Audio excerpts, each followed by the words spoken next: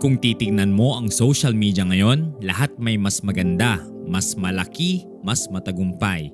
At kahit ayaw nating aminin, minsan nakakaramdam tayo na hindi sapat, na hindi pa sapat ang meron tayo. Ngayon, pag-usapan natin kung bakit mali ang pananaw na iyon. Kung bago ka sa channel na ito, hit subscribe para updated ka sa ating Bible meditation tuwing Lunes, Miyerkules at Biyernes.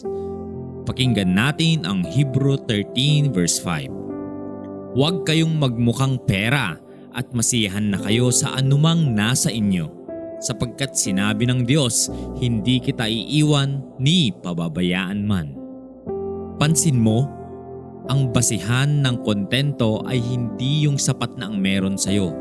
Ang basihan ay yung pangako ng Diyos, hindi kita iiwan ni pababayaan man.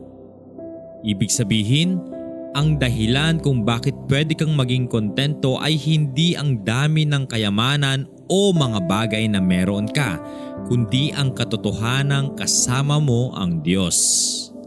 Ang salapi at mga bagay ay hindi talaga masama. Ang problema ay kapag ito ang naging basihan ng ating kasiyahan.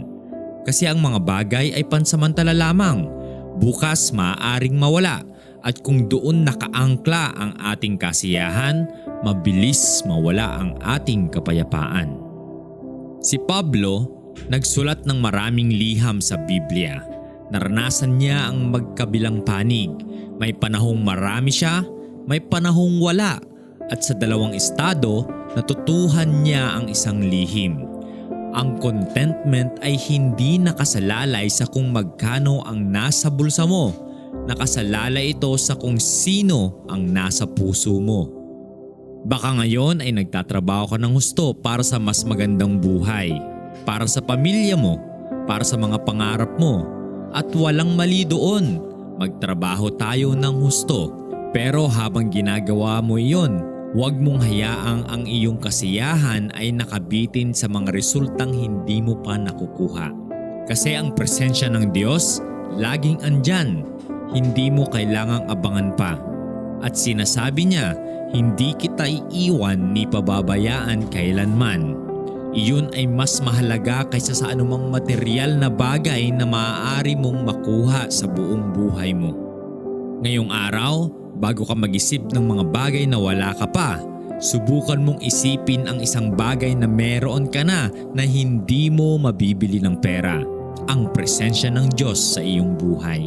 At sabihin mo, Panginoon, sapat ka. Kahit wala pa ang lahat ng gusto ko, sapat ka. Iyon ang simula ng tunay na kontento. Hindi kapag kompleto na ang lahat, kundi kapag napagtanto mo na ang Diyos mismo ay sapat na. Manalangin tayo.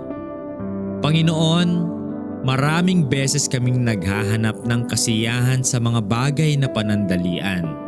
Ngayon, tulungan mo kaming mahanap ang tunay na kasiyahan, hindi sa dami ng meron kami, kundi sa katotohanang hindi mo kami iiwan kahit kailan. Ikaw ay sapat at pinipili naming maniwala doon ngayon. Sa pangalan ni Jesus, Amen. Tandaan, ang tunay na kasiyahan ay hindi nagmumula sa dami ng meron tayo. Nagmumula ito sa katotohanang kasama natin ang Diyos at hindi Kanya iiwan kahit kailan. I-share mo ito sa isang taong laging nakakaramdam na hindi sapat ang meron sila.